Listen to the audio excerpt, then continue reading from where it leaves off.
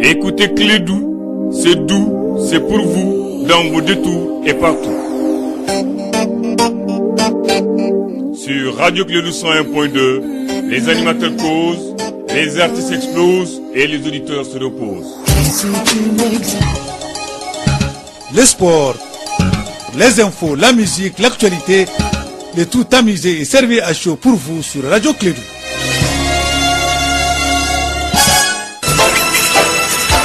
Radio Clédou, le journal avec Sotelma Malitaire. Mesdames et messieurs, fidèles auditeurs, une condition de Clédou sa matinale, sur l'ensemble des réseaux, on vous dit bonjour et bienvenue. Comme nous sommes vendredi, on vous dit au nom de Dieu, à cause de Dieu, avec Dieu et pour Dieu. Nous sommes ensemble et soyez parmi les justes, les bons et bonne prière à chacun de vous. Agréable journée, bonne chance, que vous soyez parmi les heureux et les heureux de ce matin et plus les chances. Voilà ce que je vous dis. Nous sommes vendredi 23 novembre l'an 2018. Il est 7h01 temps universel. Vous allez suivre le journal première édition de la matinale. Une présentation de Bakary Cissé. Bakary, très bon vendredi à toi. Merci Abdoulaye. Bonjour à toi. Bonjour à toutes et à tous. Bienvenue dans cette édition, la première de Clédou Info. Les patrons d'entreprises du Mali étaient réunis hier autour de l'emploi des jeunes et de la formation professionnelle. L'invité du petit déjeuner, c'était le ministre Amadou Goïta, ministre de la Jeunesse, de l'Emploi et porte-parole du gouvernement. Dans ce journal, les précisions avec Kassim Traoré. Et puis, conclusion du rapport du MDH et de la FIDH sur la situation sécuritaire au centre du Mali. Amadou Goïta, le porte-parole du gouvernement, estime que les accusations portées contre les femmes, les forces armées maliennes dans le centre de notre pays sont, je cite, infondées. Vous l'attendrez dans cette édition. L'actualité internationale en République démocratique du Congo, l'élection présidentielle, 21 candidats sont en liste. La campagne électorale a débuté hier jeudi 22 novembre. On en parlera également. C'est le titre de ce journal. Les développements dans un instant avec Bakary Cissé.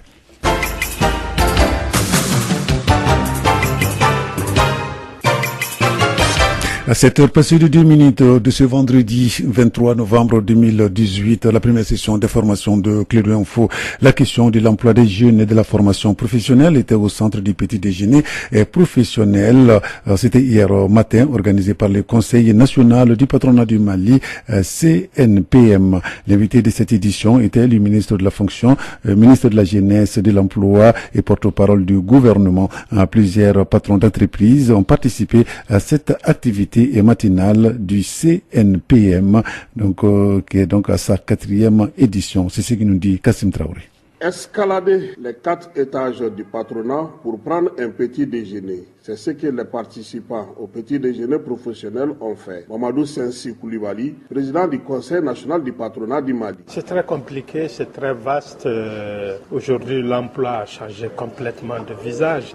L'entreprise n'est pas ce qu'elle était il y a même une dizaine d'années. Donc, tout le monde se cherche, personne n'a la solution aujourd'hui.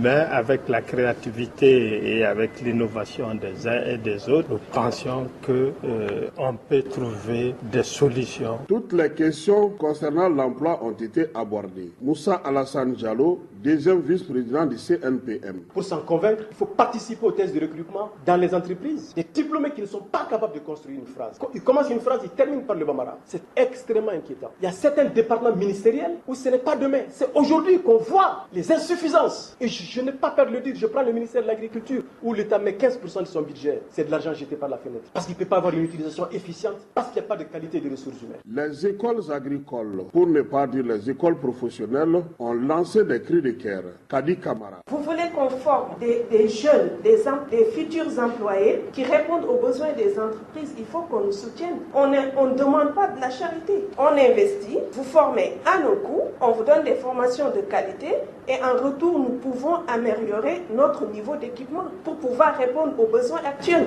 Mais c'est ce qui manque. Le ministre de la Jeunesse, de l'Emploi et porte-parole du gouvernement était l'invité de ce petit déjeuner professionnel du CNPM. Amadou Goïta, Keita. Monsieur Babi, oui, effectivement, je suis d'accord. Toujours la formation, la gouvernance, l'éducation, emploi-formation. Nous avons également posé le problème de la gouvernance. Je l'ai dit, je m'engagerai. Monsieur le Président, je m'engagerai avec vous. Je sais déjà que vous êtes présent au niveau du conseil d'administration et que la présence... Le civisme a été abordé, surtout au niveau des entreprises. Madame Valérie, une participante. Nos jeunes peuvent être formés, ils n'ont pas la posture qui va avec l'emploi. On a des jeunes aujourd'hui, moi j'en reçois énormément, qui ont une tête bien faite, bien pleine, mais qui n'ont pas la posture pour que je les envoie dans une société correcte, structurée, etc.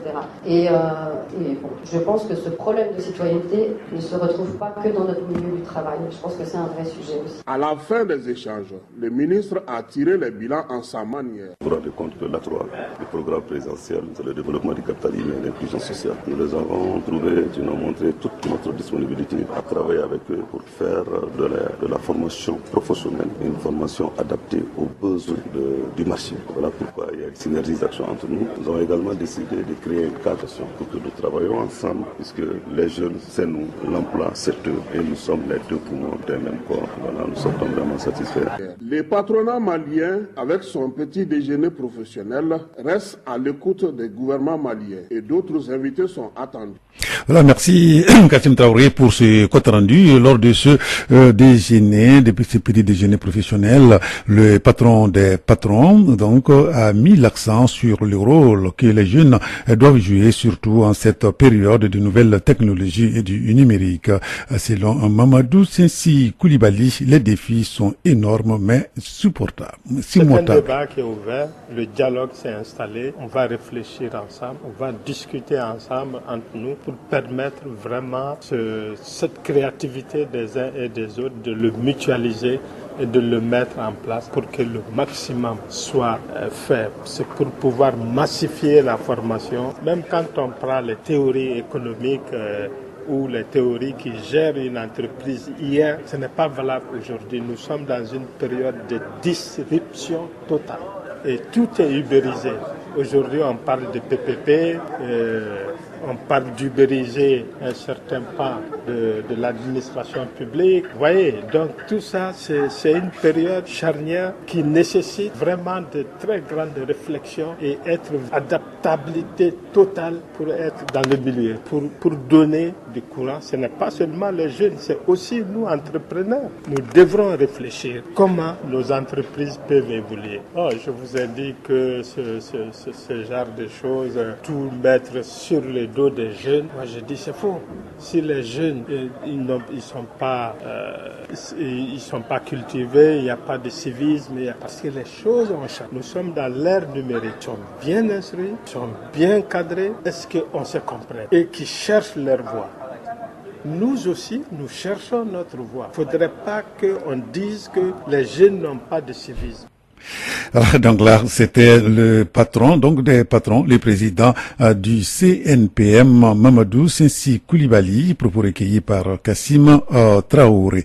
Nous allons changer de sujet. Conclusion du rapport du MDH et de la FIDH sur la situation sécuritaire au centre du Mali. Les porte-parole du gouvernement rejettent les conclusions de ce rapport sur la situation sécuritaire au centre de notre pays. Amadou Goïta exprime que les accusations portées contre les FAMAN, les forces armées maliennes, dans le centre de notre pays sont, je cite, infondées. On l'écoute. Le gouvernement de la République du Mali considère ces rapports comme des allégations qui ne sont corroborées par aucun fait mis à la disposition du gouvernement du Mali. Le gouvernement de la République du Mali, comme vous le savez, sont un gouvernement responsable, soucieux des droits humains. Et à chaque fois que nous avons été saisis par des cas de violation flagrante des droits humains, le gouvernement a toujours ordonné des enquêtes pour situer les responsabilités. Le gouvernement de la République du Mali informe de façon catégorique, tient à informer de façon catégorique qu'aucune consigne n'a été donnée à nos forces armées de sécurité de cibler quelque ethnie que ce soit. Et nous tenons également à informer qu'il n'y a aucune preuve laissant croire que nos forces armées et de sécurité ciblent, sinon s'en prennent à une ethnie donnée. Nous avons des forces armées de sécurité républicaines, nous avons des forces armées de sécurité professionnelles, nous avons des forces armées de sécurité qui ont toujours été citées exemplaires en matière des droits humains. Mais comme vous le savez, le combat, la lutte contre le terrorisme n'est pas une lutte facile. Et nous pensons également que quand il y a ces rapports CEJAR et qu'on saisit le gouvernement, on doit d'abord attendre la réponse du gouvernement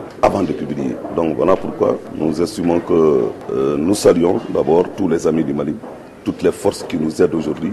Et nous pensons que le combat contre le terrorisme va au-delà du seul Mali. C'est un combat que nous devons tous mener ensemble, car notre seul ennemi aujourd'hui est le terrorisme. Nous comprenons également ces terroristes tentent de diviser nos communautés. Voilà, donc là, c'était le ministre de la Jeunesse, de l'Emploi, porte-parole du gouvernement par rapport aux conclusions du rapport de la MDH et de la FIDH sur la situation sécuritaire au centre de notre pays. Clé de Info, première édition, ceinture de convention entre l'Université des techniques et des technologies de Bamako et l'Université des langues et des sciences humaines de Bamako. Cette ceinture rentre dans le cadre du renforcement du niveau d'études des étudiants, mais aussi de faciliter l'employabilité des étudiants. C'était hier à l'Institut des sciences appliquées ISFRA donc de Bamako. Donc nous allons écouter le reportage signé Etienne Nyari. Cet accord de coopération rentre dans le cadre d'une relation de coopération académique entre les deux rectorats. Il va notamment renforcer la culture entrepreneuriale des étudiants. Ces deux institutions universitaires vont contribuer au développement de l'enseignement supérieur et de la recherche scientifique. Adama Djama Keita est recteur de l'Université des sciences techniques et technologiques de Bamako, USTTB. Cette convention a pour but de mettre ensemble les jeunes de disciplines différentes en vue de créer des entreprises. Il y a aussi le lancement de nouvelles filières parce que quand l'université a été créée, la mission à nous confiée était de mettre l'université au service du développement pour éviter que les jeunes qui sortent soient des chômeurs. Alors en cela, nous avons identifié le besoin de l'économie. Qu'est-ce que les industriels, les services, les banques, le commerce, quel est leur besoin réel? Donc étant fort de ce constat, nous avons fait des ateliers d'écriture de programmes qui constituent ces filières-là et c'est pour cela que nous avons identifié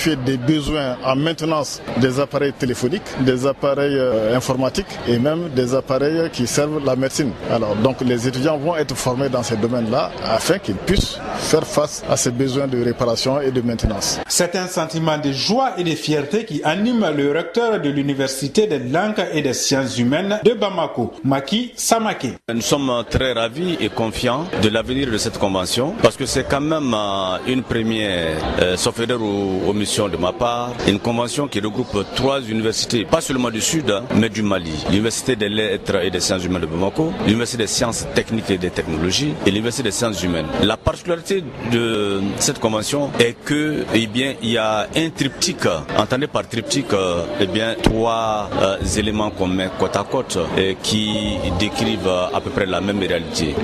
C'est-à-dire que l'Université des sciences et techniques est une université purement scientifique, c'est les sciences exactes. Nous sommes dans les humanités. Alors, donc ça montre quoi? Ça montre qu'il n'y a pas un cloisonnement étanche entre les sciences dites exactes ou dures et les sciences humaines et sociales. En marge de la signature de convention, il y a eu le lancement de la licence professionnelle en énergie renouvelable et en mécatronique, ainsi que des DUT en chimie appliquée, génie biologie, génie électrique et informatique industrielle. Alors, merci Etienne Nyaré, Clé de Info, 7h passées de 13 minutes. Dans un instant, l'actualité internationale.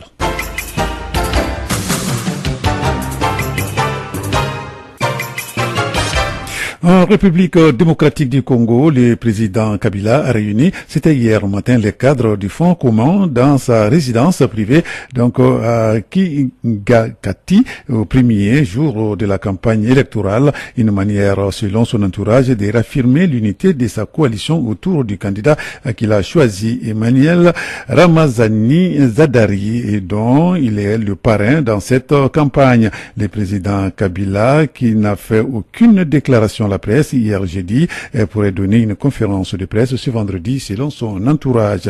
Il faut noter que 21 candidats sont en lice lors donc de la campagne électorale pour la présidentielle en République démocratique du Congo. Les rapports d'experts qui proposent la restitution des milliers d'œuvres d'art en Afrique sera remis donc ce vendredi 23 novembre au président Emmanuel Macron, qui va devoir juger de sa sa faisabilité. En attendant, dans les musées africains, on se réjouit déjà. Les auteurs, les universitaires Bénédicte Savoy et puis Féluine Star recommandent à l'État français de conclure des accords bilatéraux avec chaque État africain qui en fera la demande afin de prévoir la restitution des biens culturels transférés hors donc de leur territoire d'origine pendant la période coloniale française. Et puis en France, toujours des pétitions lancées. L'initiative d'associations d'étudiants africains en France ont déjà recueilli en 3 jours plus de 160 000 signatures contre la décision annoncée par le gouvernement français d'augmenter substantiellement les frais d'inscription dans les universités françaises qui ont été découplés. Les étudiants africains, qui constituent près de la moitié des étudiants étrangers en France, dénoncent une décision qui va donc à leur en tout cas fermer les portes donc des universités malgré donc les assurances données par l'État français. Retour ici au Mali, 2 filles travailleuses domestiques seront bientôt touchées par les projets de promotion et de protection de leurs droits. Ces projets dénommés Djikituku sera mis en œuvre par l'ONG EDUCO dans 3 communes du district de Bamako. Durant 3 ans, ces filles verront leurs conditions de travail changer. Un atelier de présentation de l'étude de base et du projet a eu lieu, c'était hier au matin, dans un hôtel de la place de Bamako. Les précisions avec Fanta Diakité. Contribuer à la reconnaissance et à la jouissance effective des droits des enfants en général et particulièrement les filles travailleuses domestiques. Tel est l'objectif principal du projet de promotion des droits et protection des filles travailleuses domestiques dans le district de Bamako. Pour ce faire, une étude de base a été menée auprès de 480 filles travailleuses domestiques dans 6 communes du district de Bamako, à l'issue de laquelle une synergie d'action entre les acteurs serait nécessaire. Ibrahima Diko, coordinateur des programmes à EDUCO Mali. Il y a aussi certaines qui sont là, qui quittent leur village, qui viennent à Bamako, qui ont des difficultés pour retourner parce qu'elles ont subi des violences ou elles ont subi des situations qui empêchent leur retour. Nous voulons aussi établir le lien entre les villages d'origine de ces filles pour vraiment faciliter les retours. Que les communautés qui sont à la base, là où il y a le départ, qu'elles puissent aussi être sensibilisées un peu sur les dangers et les difficultés que les filles aussi traversent. Parce qu'il y a des situations souvent qu'elles vivent qui ne sont pas de leur faute. Mais c'est dit au fait qu'elles sont dans un milieu où le système de protection ne favorise pas leur protection comme il se doit. Le constat fait par cette étude démontre que 80% des jeunes filles aides ménagères commencent le travail avant 6 heures. 74% n'ont pas de jour de repos et 30% de ces filles ont moins de 15 ans. C'est pourquoi une attention particulière leur est portée. Nous pensons que c'est des couches vulnérables qui méritent à ce que réellement on puisse porter une attention particulière à cela. On prévoit quand même de mettre des activités de formation, des AGR ou de l'alphabétisation pour que ces filles aussi puissent vraiment jouir de leurs droits. Parce que nous nous sommes dit, ces filles qui n'ont pas 15 ans, normalement, ce n'est pas des filles qui doivent travailler. C'est des filles qui doivent avoir d'autres alternatives scolaires qui permettent à ce qu'ils puissent être insérés dans le système formel. Ce projet de promotion de droits et protection des filles travailleuses domestiques touchera 2000 filles dans 3 communes du district de Bamako pour un budget de plus de 728 millions de francs CFA. Merci Fanta Diakité pour ce reportage. C'est ce qui m'a fait en cette édition, la première de Clé 2 Info. Merci de l'avoir suivi. Restez avec nous. Dans un instant, la rubrique Élect sur notre antenne. Présentation de l'édition Bakary Sissé et puis Abdoulaye Andan à la mise en onde. Radio Kédou, le journal avec Sotelma Malitaire. À chacun son problème, à chacun